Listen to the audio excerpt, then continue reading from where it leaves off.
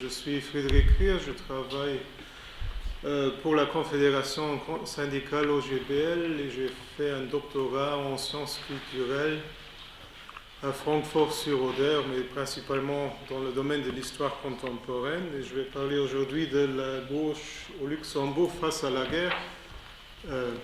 Il s'agit bien entendu de la Première Guerre mondiale.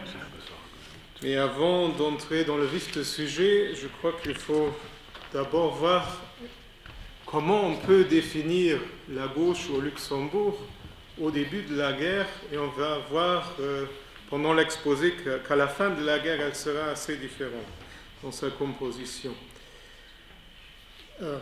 On pourrait dire qu'en 1914, le Luxembourg est de gauche. La gauche est au pouvoir, le bloc de la gauche depuis 1908, avec le Premier ministre Paul Eyschen qui est en place déjà depuis 1888.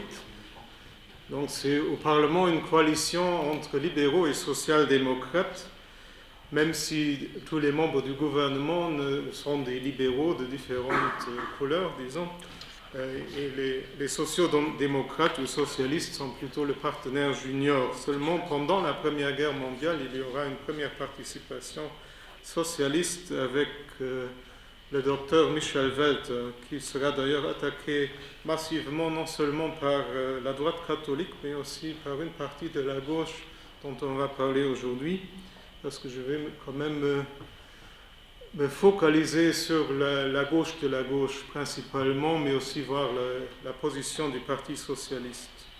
Donc en 1914, juste avant l'invasion allemande, au début août, le bloc de la gauche a une majorité solide et il a remporté en quelque sorte les luttes sur la loi scolaire de 1912. Le pays est scindé en deux grands blocs, pour simplifier. Il y a le bloc libéral-socialiste et le bloc catholique. Et principalement, le sujet qui divise le peuple luxembourgeois, c'est surtout les relations entre l'Église et l'État et l'influence de l'Église dans la société et dans le système d'éducation nationale en particulier. Pour voir comment la gauche se compose en 1914, il est peut-être intéressant de regarder les listes de candidats aux élections législatives de juin 1914 au canton d'Esch, qui est quand même le haut lieu de la gauche au Luxembourg, à ce moment certainement. À part une liste du parti de la droite, on ne trouve 4 différentes listes qu'on pourrait plus ou moins qualifier de gauche. D'une part, il y a la liste libérale-démocrate, sur laquelle on retrouve le maire d'Esch, Jean-Pierre Michels, mais aussi Alois Kaiser, qui sera plus tard président du syndicat des cheminots, et d'ailleurs, pendant la guerre, on le trouve en partie sur les rangs socialistes au Parlement. Il y a aussi un directeur de l'Arbet dans la personne de Léon Metz. Puis, il y a la liste démocrate, qui est principalement donc la liste socialiste ou social-démocrate. On mélange un peu ces trois termes, démocrate, social-démocrate, socialiste. Dans les liens avec la Deuxième Internationale, on trouve même le sigle SLIO, section luxembourgeoise de l'Internationale ouvrière. Sur cette liste, on trouve Matthias Adam, qui est le président du syndicat des instituteurs, Émile Marc, le maire de Differdange, qui sera radical libéral après la guerre, Jean Schortchen, qui est un mineur, et sera le premier ouvrier élu à la Chambre à sa même élection en 1914.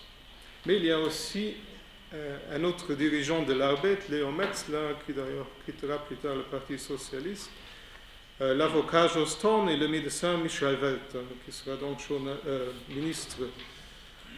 On va y revenir. Puis il y a un candidat socialiste républicain indépendant. Il s'agit de Jacques Schackwirth, l'éditeur du journal de gauche et anticlérical Der Arme Teufel, dont on va reparler.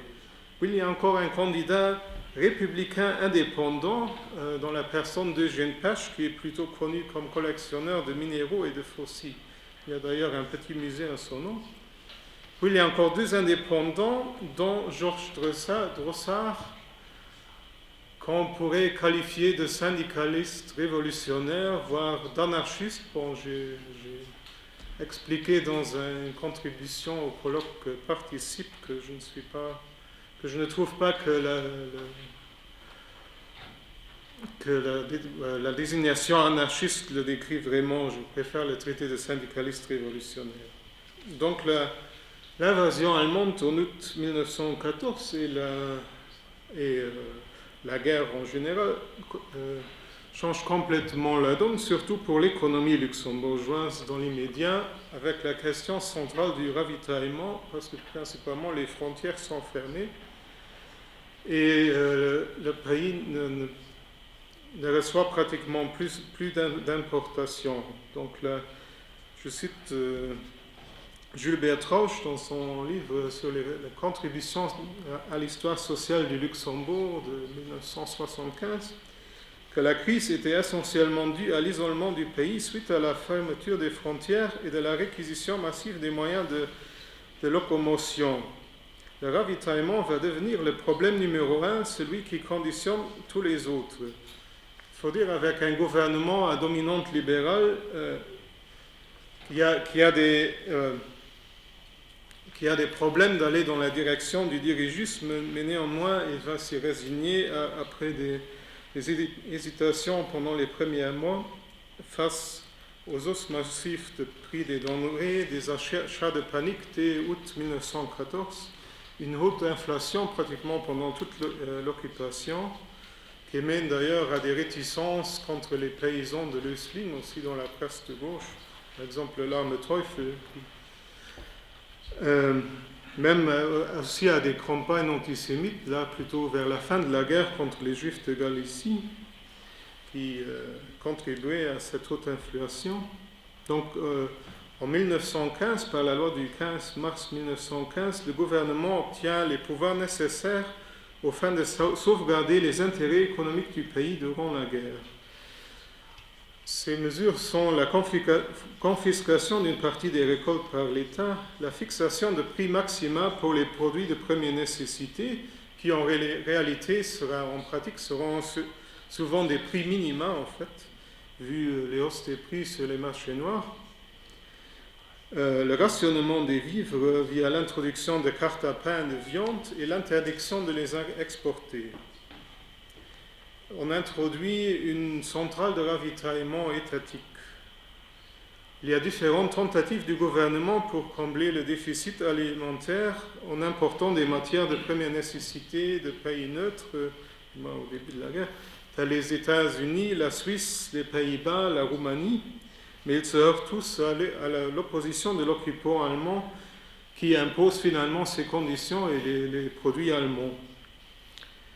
D'ailleurs, le ministre socialiste Walter sera obligé de quitter le gouvernement après que les députés lui refusent la confiance le 22 décembre 1916 et en quelque sorte traité de bouc émissaire pour ces problèmes au niveau du ravitaillement. Mais finalement, ces projets n'ont pas pu aboutir, principalement à cause de l'occupant allemand, même si on a moqué Walter, par exemple, pour son projet d'importer des chèvres, mais en réalité, il avait peu de marge de manœuvre face à l'occupant. Deuxième élément, il y a une augmentation massive du chômage, surtout au début de la guerre. Je cite de nouveau Trausch, qui parle qu'il y avait 32 285 ouvriers au travail le 1er juillet 1914 et seulement 10 913 en septembre 1914. Donc vraiment, c'est une chute énorme. Celle-ci se traduit surtout par un inversement de l'immigration. Il y a un véritable exode des ouvriers italiens. On peut parler d'une première remigration des Italiens, mais aussi de nombreux Français de Lorraine. Donc en juillet 1914, 55% des ouvriers étaient luxembourgeois, alors qu'en septembre 1914, 82% des ouvriers ont la nationalité luxembourgeoise. Donc vraiment, c'est un changement structurel important. Il y aura une reprise dans la sidérurgie après quelques temps, je pense que Denis Roux va en parler juste à l'heure, et des liens avec l'occupant, mais elle ne revient pas à la situation d'avant-guerre non plus, et les petites et moyennes industries sont particulièrement frappées par le chômage, dont le secteur du bâtiment, les gantiers, l'industrie du textile en général, les brasseries, etc. Troisième élément, l'imposition de la censure de la presse par l'occupant allemand, qui d'ailleurs complique la tâche en vue de présenter, de connaître les différentes positions de la gauche pendant la guerre, parce qu'il a été exposé quand même à des mesures de censure et d'interdiction. Donc il y a les premières interventions des Allemands ont lieu dès août 1914 avec une intervention contre le journal pro-française L'Indépendance luxembourgeoise de Marcel Noppenay, le Tageblatt, qui est alors libéral de gauche et francophile, est interdit suite à un article saluant la résistance belge aux Allemands. Il restera interdit jusqu'en novembre 1914. Plus tard, au courant de la guerre, le Luxembourg avorte à son tour, donc le quotidien catholique sera interdit d'abord dans la partie germanophone de la Belgique, et aussi après la grande grève de la sidérurgie en juin 1917, il ne peut pas paraître pendant 2 jours à cause de ces articles sur cette grève. De même, le journal d'ailleurs de la Confédération syndicale de la sidérurgie et des mines d'Ilaterne est interdit par l'occupant. Ce qui peut étonner, c'est que l'Arme Teufel, le journal de gauche dont on a déjà parlé, semble exclu de l'impact de la censure et écrit librement sur la guerre, critique les efforts de guerre des différents côtés, mais ne semble pas touché par des menaces de censure, même s'il ne paraît pas entre le 2 août et le 18 octobre 1914. Mais apparemment, c'était plutôt pour des raisons techniques. Il parle lui-même que les Verkehrswege étaient vielfach abgeschnitten. Donc peut-être que c'était simplement parce que le journal n'était pas considéré comme assez important par l'occupant. En fin de compte, c'était plutôt un journal local d'Esch. Et on peut se poser quelle était sa véritable distribution à ce moment. Il y a aussi l'emprisonnement et la déportation en Allemagne de plusieurs figures de la vie publique, dont l'éditeur du Tageblatt et du Landwirt Paul Schroll, du publiciste Franz Clément, qui va écrire des mémoires sur son emprisonnement dans le livre Zelle 86 KPU, mais aussi le maire catholique de Clairvaux, Émile Prüm, par exemple.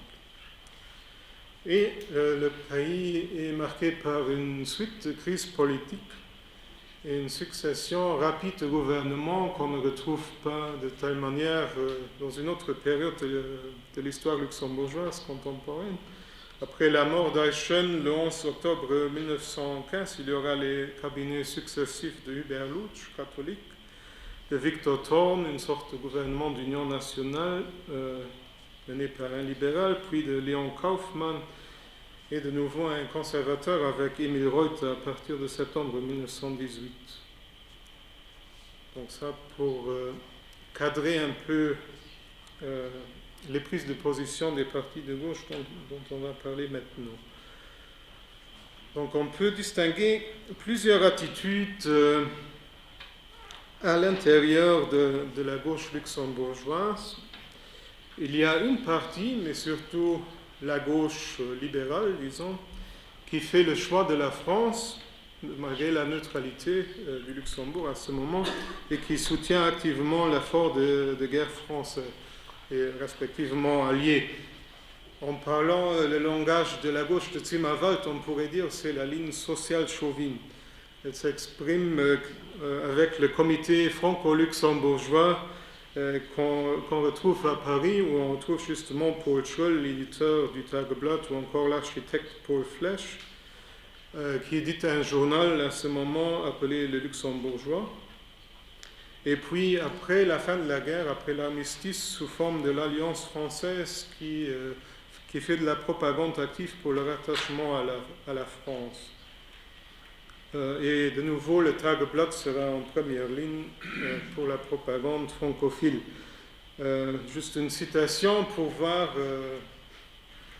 les formes que pouvait prendre cet engagement pour la France. Il y a dans le Tageblatt du 26 septembre 1919 un petit catéchisme, un kleiner Katechismus en allemand, donc, même si c'est francophile, c'est en allemand, tout de même, warum ich für Frankreich stimme. Weil ich an Frankreich glaube, wie man an eine Mutter glaubt, oder an eine Philosophie, oder an eine Religion. C'est le premier point. Donc, c'est vraiment, la France, c'est la terre bénie pratiquement. Ça va s'estomper après le référendum, où d'ailleurs l'union économique avec la France va l'emporter, mais elle ne sera jamais réalisée en pratique. D'ailleurs, il faut dire que la gauche française n'était pas du tout favorable à une politique d'annexion. Les deux autres annexions qui pourraient être discutées ne sont pas populaires à gauche. Il y a tout un effort annexionniste de la part de la Belgique, qui est d'ailleurs aussi porté par le Parti socialiste belge, dont Emile van der Velde, qui est aussi président en titre à ce moment de la Seconde Internationale, toujours. On va en reparler. Cet annexionnisme belge, qui est largement traité par Christian Kalms dans un ouvrage des années 1970, n'a par contre pas trouvé beaucoup de soutien au Luxembourg, et s'il a trouvé du soutien, c'était plutôt du côté de la droite catholique. Les pro-allemands semblent encore plus isolés. Il n'y a que certains cas, comme l'écrivain Norbert Jacques, qui tente de s'enrôler dans l'armée allemande. Donc c'est l'inventeur du docteur Mabuse, peut-être on le connaît. Quelques membres du clergé qui sont signalés comme germanophiles, mais ça...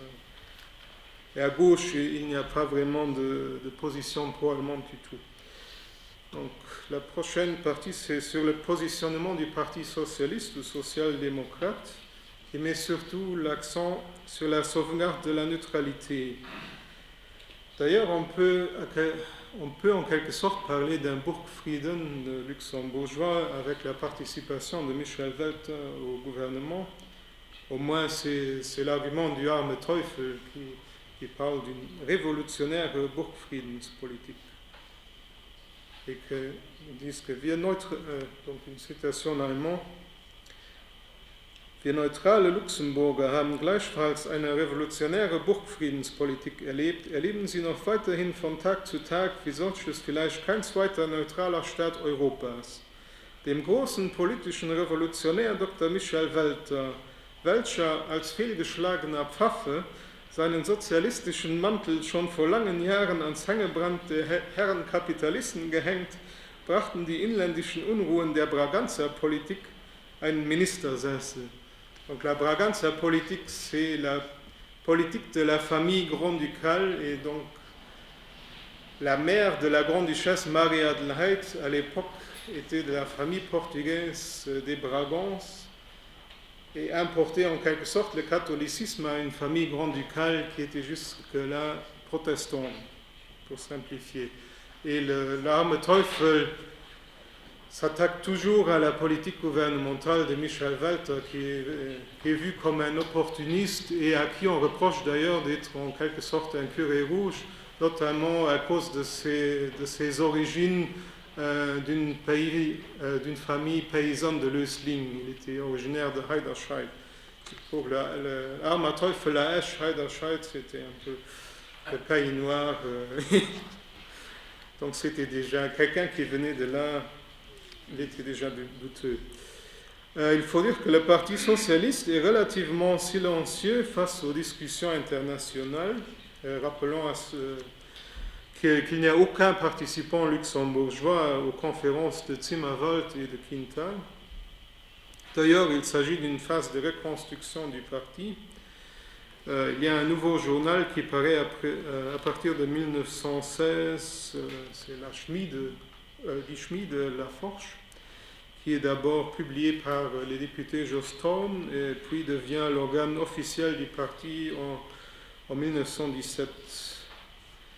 Il y a seulement en 1917, justement, où le parti commence à discuter des développements au niveau international et notamment au niveau de l'international socialiste, au moment où se prépare une conférence internationale pour la paix, qui en fin de compte devra être annulée. qui aurait dû avoir lieu à Stockholm et avait été convoqué par le Bureau socialiste international présidé par Camille Huysmans. Et d'ailleurs, une partie luxembourgeoise à cette conférence était prévue, comme on peut le lire dans l'Arme Teufel du 22 juillet 1917. Et dans plusieurs numéros de la Schmiede de juin-juillet 1917, il y a une discussion sur cette conférence à venir de Stockholm. C'est d'ailleurs dans ce contexte qu'il y a la seule évocation des conférences de Zimmerwald et de Quintal dans l'organe socialiste. Leur attitude n'est pas vraiment négative, parce qu'ils écrivent, de nouveau une citation en allemand, que ces Konferenz étaient insofern interessant, als auf ihnen Vertreter der feindlichen Staaten direkt miteinander verhandelten. Sie waren mehr oppositionell und stellten den Klassenkampf des Erfurter Programms von 1891 als erstes Erfordernis auf, den Krieg bald zu Ende zu führen. Il évoque aussi l'appel du Soviet de Petrograd pour la paix et qu'il reprend dans le numéro 34 de la Schmiede, qui est aussi signé par le Bureau socialiste international et le comité hollando-scandinave qui a organisé la conférence de Stockholm. Puis il publie la prise de position du Parti socialiste belge, rédigée par Emil van der Velde, dans laquelle on retrouve justement l'idée d'une réunification du Luxembourg avec la Belgique si les habitants le souhaitent, et qui se prononce également contre la participation de partis socialistes qui soutiennent à des gouvernements qui soutiennent des politiques impérialistes. Puis dans le numéro 35 du 28 juillet 1917, il y a la prise de position officielle du Parti socialiste luxembourgeois, SLIO, adressée au comité hollando-scandinave de Stockholm, où il félicite ce comité de rassembler en un congrès universel toutes les sections de l'internationale ouvrière. Nous nous rallions entièrement à la formule choisie comme base de négociation par nos camarades russes. Paix sans annexion ni contribution sur la base de l'autonomie complète de tous les peuples. Cette formule sera la sauvegarde des petits trop faibles pour se défendre par la force des armes. Ensuite, ils protestent contre l'occupation et écrivent que nous sommes convaincus que l'internationale ouvrière soutiendra nos efforts pour récupérer notre indépendance et qu'elle accordera à un petit peuple le libre soin de chercher lui-même la voie de ses destinées futures, ce qui s'oriente quelque peu contre cet annexionnisme des socialistes belges. Et d'ailleurs aussi le soutien à une paix sans annexion comme rempart des petits peuples. Mais elle s'oppose néanmoins à l'exclusion des sections des partis socialistes des pays belligérants, notamment des partis sociodémocrates d'Allemagne et d'Autriche, contre l'avis des partis social-démocrates alliés. Donc il insiste que ceux-ci participent à la conférence. Globalement, la position du Parti socialiste luxembourgeois peut plutôt être considérée à cause de cette condition comme centriste que gauche-zimmerwaldienne, alors qu'ils soutiennent néanmoins la paix sans annexion, des points comme ça. Le seul périodique qui vraiment se fait le relais du mouvement zimmerwaldien est de nouveau l'Arme Teufel, mais pas encore au moment de la conférence même, mais au moment de la seconde conférence, celle de Quintal. L'Arme Teufel publie pratiquement tous les documents de ce congrès. L'appel au peuple qu'en ruine et qu'on tue, qui avait été rédigé dans Pierre Brisson, qu'on retrouve d'ailleurs dans le livre qu'on trouve au fond de Julien Schusville sur la conférence de Zimmerwald. Et aussi deux autres résolutions, das Internationale Sozialistische Büro und der Krieg et die Stellung des Proletariats zu den Friedensfragen.